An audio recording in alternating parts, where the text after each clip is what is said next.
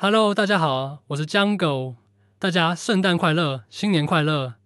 在2026年新年之際，我正式建立這個頻道“解放之路”，因為我決定從現在開始正式確立一個長期目標，擺脫奴役，解放自己。歡迎大家關注我，讓我們一起實現自由吧！這個視頻就是我的解放宣言。先簡單介紹一下如你所見。為了安全，我不能以真面貌示人，所以關於我的信息關鍵部分，我都不得不用虛構信息代替。但是我會盡量虛構的，讓大家一聽就能明白。以後的節目也都是如此我來自具有2000多年君主專制、中央集權、獨裁統治歷史的東方大國印度，現在正生活在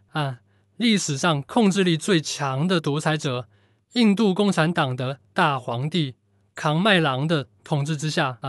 我是一名人文社科領域的研究生，自認為是一個追求自由、民主、法治、科學的現代公民，是一個善良、正直、浪漫主義、理想主義的人。那麼我要說的第一點是，我為什麼要建立這個頻道？我非常關心我們這個社會，也很關心自己的前途，有一定的學術理想，所以經常想表達一些東西。但是眾所周知，我們印度是沒有言論自由的。康麥郎他就跟個神經病一樣超級敏感，幾乎禁止任何人發表任何言論。我在這個國家的防火牆之內，抖音、B 站、小紅書曾經都嘗試過認認真真的做視頻，也嚴格的進行自我審查，盡力的不去觸碰紅線，但是仍然所有的號都被封了，什麼東西都發不出來了，哪怕就是在評論區回復幾句毫無意義的口水話都發不出來。以後單開一期視頻給大家講我那個 B 站賬號被封的有多麼的慘，多麼的嚴重就等於說是在牆內給我徹底封死了，到死我都不知道我到底踩了他們什麼紅線。其實他們就根本就沒有紅線。這個國家自古以來奉行的就是行不可知則威不可測，就是沒有具體的紅線才是最恐怖的紅線。我實在是太憋屈了，我不得不來外網發言，這是他們逼我的。你看看現在的國內的輿論環境吧，那麼多網紅都被拿下了，其中有很多人完全沒有任何罪過，什麼都沒做錯，但還是逃不過一劫。其實要是能早知道我在內網的所有平台做的所有的努力都會付諸東流的話，我早就該轉戰外網了。要是把過去在抖音、B 站、小紅書上花的那些時間精力用在 YouTube 上面，我想我現在早就應該有一個自由的小舞台了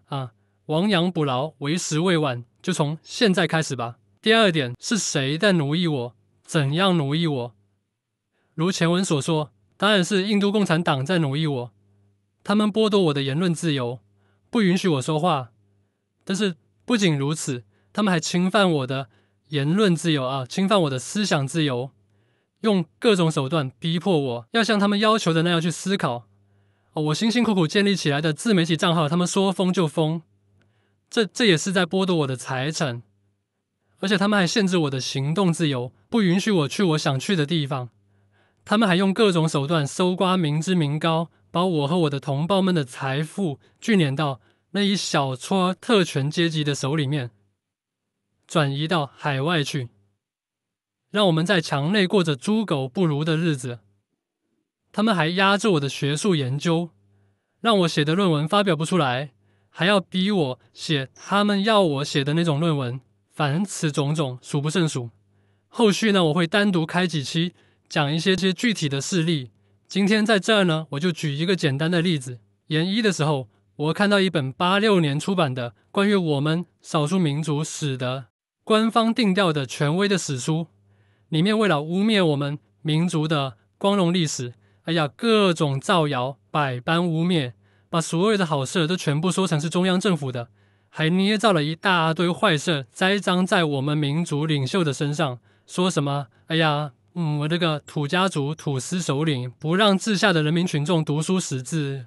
誰要是讀書識字就殺你全家還有什麼占有治下人民的出業權等等，全是污衊造謠。我非常的難受，我就去認真考證了其中一個謠言，寫了一篇闢謠的論文。其實我覺得我還是寫得特別好。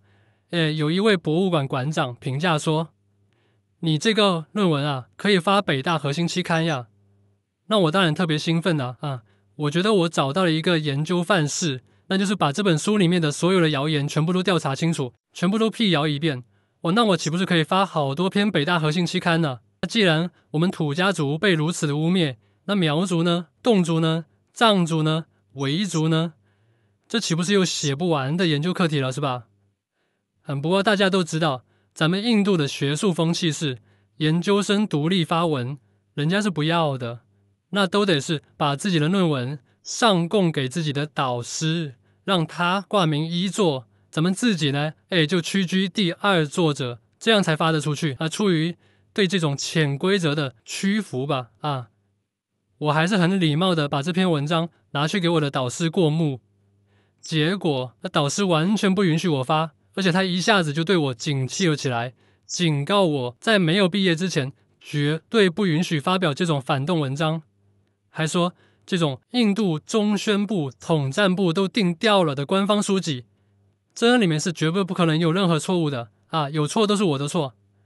但然後他還專門派人把我盯了起來，現在我幹的什麼事，我在內網幹什麼事他都知道，我發個朋友圈他都要來過問，無語了。那僅此一例呢，你就明白我在印度共產黨的奴役之下過得有多麼的痛苦。還有很多其他的事情以後再說吧。第三，我的目標是什麼？我想要怎樣的自由我想要自由思考、自由發言、自由的做學術、自由的做自媒體當然也想要行動上的自由，滿世界的到處跑，哪都能去我很喜歡旅行的也想要財富上的自由，擁有神聖不可侵犯的私有財產。我現在非常害怕某一天我的錢就被他們搜刮走了。我也想要政治自由，想要演講，想要選舉當然也想要自由的愛情，要三觀相合，精神共鳴，而不是在這幫被規訓的滿腦子都是奴性的女紅衛兵當中勉強將就的隨便結個婚，然後回去給父母生孫子。這些年在現行的規則範圍之內，我已經做出了極大的努力了，也取得了一些小小的成就。我本科畢業之後呢，去工作了幾年，也拿到了比較高的工資。但是所有得到的東西都很容易突然就被剝奪，所有近在咫尺的東西都會因為權力的一點點的小任性而觸不可及，最終化為泡影。而不管是得到還是得不到，我們都總是過得非常的累。所有的力量都在逼着我們拼命幹活，不允許我們躺平，不允許我們休息。在我看來，擺脫這一切壓迫，實現這一切自由的前提，都是要擺脫印度共產黨的統治，也就是要潤出去，就是我接下來階段性的最高目標。第四，我要如何解放自己首先還是要好好學習，認真研究，絕不放棄學術理想。一位比較看得起我的老師鼓勵我說你研究的這些東西呢，它是有意義的，他們越不讓你發，恰恰證明你越應該發，只不過是你要暫時忍耐，等你把研究的這些東西都攢起來，反覆打磨，等你有機會去國外了，你把它們發表在外刊上面，人家才更能認識到你的學術價值。我深以為然。如果能做到這一點，這將是對我精神上最大的解放。但是我現在確實不敢發，那如果我發了，我的碩士學歷肯定是拿不到了。其次就是好好學外語。說來慚愧，都讀到碩士了，這些年來我真的從來沒有認真學過外語，水平也是非常的低。但是從現在起，絕對不能再荒廢了。如果外語都學不好，還何談論呢？所以接下來我的視頻就會盡量像一個學習日記一樣，聊聊每天發生的事情，每天取得的進步。其中有一項常規的內容，就是一定要報告今天學外語的內容。歡迎大家和我一起打卡，一起進步。當然，我還是會盡量每期聊一點有意義的話題的，而不是一個純粹的學習日記。那說到外語，我現在決定英語、日語同步學。英語是世界通用語言，是承載最多知識的語言，那重要性就不用我說了。而日語是因為我想日本可能好潤一些，具體是怎麼決策的呢？下次單開一期聊這個。學習日記這一部分呢，大概要過半個月之後再加入到視頻的內容裡面來。一個是因為我確實太久沒學習語言了，現在沒什麼好講的內容。另外一個是我最近在忙論文開題，比較忙。再者就是要掙錢，經濟獨立是一切獨立的基礎。好在我讀研之前呢，工作了一小段時間，有一點積蓄也有工作掙錢的經驗，而且還有一些專業技能。再加上因為我現在跟導師關係搞僵了嘛，現在被徹底的放養了，他也不理我，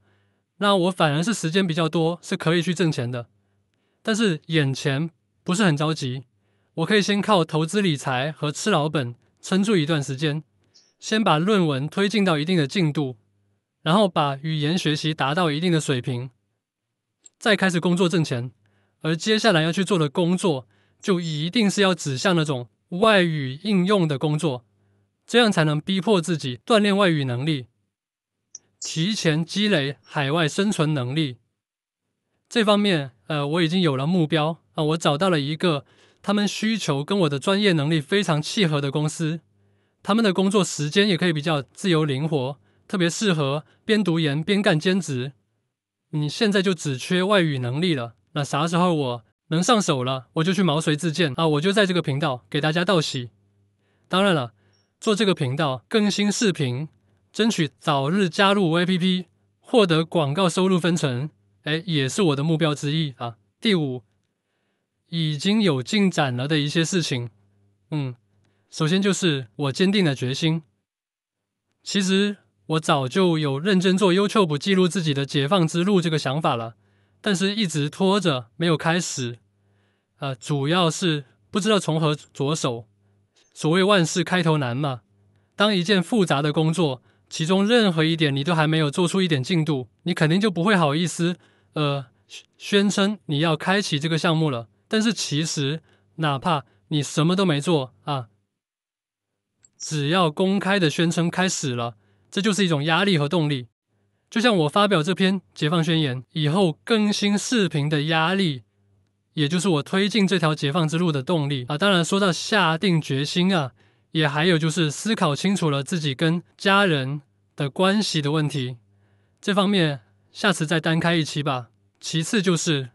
潤的大致方案我已經想好了甚至有一些條件很快就能具備。比如說我準備了一些學術文章，只要肉身先潤出去，我就敢於發表。這些文章但凡是有3篇能發到比較好一點的外刊，就能符合日本高度人才簽證的加分項之一再加上取得碩士學歷，它也是加分項之一。然後接下來呢，好好學日語，跟我那個有日語 N1 等級的台灣哥們兒多聊聊，請他帶我，爭取早日拿到 N1。不過這個倒是需要很久的努力，但是至少目標很清晰了。還有就是我多少算有了一些自媒體經驗，我的前一段自媒體工作是在內外網同步進行的，當時還沒有信心能在 YouTube 做起來，所以還是沒有放棄內網，是 YouTube 和小紅書同步做，內容也非常安全我自認為是絕對不會踩紅線的，內容就是點評解說愛情片。當然了，後來小紅書還是被封號了，我這他媽印度共產黨的敏感點你是永遠都不知道在哪裡突然有一天毫無徵兆的就開始限流了，不給你任何理由你查都查不到。這就是我最後一次嘗試在內網做自媒體，失敗了呢我也不心疼反正這個主題本來也不是我真正喜歡的，而且順便鍛鍊了在 YouTube 這邊做自媒體的經驗，因為我兩邊同步做的嘛。更重要的是有一個意外的收穫，在追求愛情的道路上，我似乎有了一點點的進展。有一個外國姑娘通過這些視頻認識了我，儘管我們語言不通，還要經常借助翻譯軟件聊天，但是我能感受到她是個善良的人，她對我有好感。當然我也是，也許這就是做自媒體的意義吧。通過一個自由的能表現自己的舞台，輸出自己的內容，通過這些內容展現自己是一個什麼樣的人，從而得到志同道合的人的認可，交到朋友，找到同伴，甚至也有可能找到終身伴侶。我不敢說這件事情有多大的成功率啊，八字還沒有一撇，但是這至少是一個好的信號。這說明我做的視頻它確實還是有人喜歡看的，這也能成為我堅持走這條路的動力之一。因為只有走通這條解放之路，才有可能收穫這段愛情。我是絕不可能把這個姑娘娶到咱們印度來的啊！我在地獄裡，人家在天堂上，那只能是我去追求她呀，絕不能她來將就我。好吧，今天就聊這些。可能有人會覺得我大言不慚，啥都還沒有開始就把大話吹出去，到時候要是沒實現，這不啪啪打臉嗎？壓力就是動力啊！央視到了2027年夏天，我碩士畢業的時候，還啥進展都沒有。歡迎大家來打我的臉，來噴我，好不好？你們來監督我、催我進度的這個過程，其實也是你們和我一起進步的過程。我相信肯定有人也是因為自己要走這樣一條解放之路，才會來關注我這個頻道。那麼我們就是同志了啊，吧？握個手，哈哈。我想這也是我建立這個頻道的意義之一。點讚關注，一起進步。我是江狗，我們下期再見，拜拜。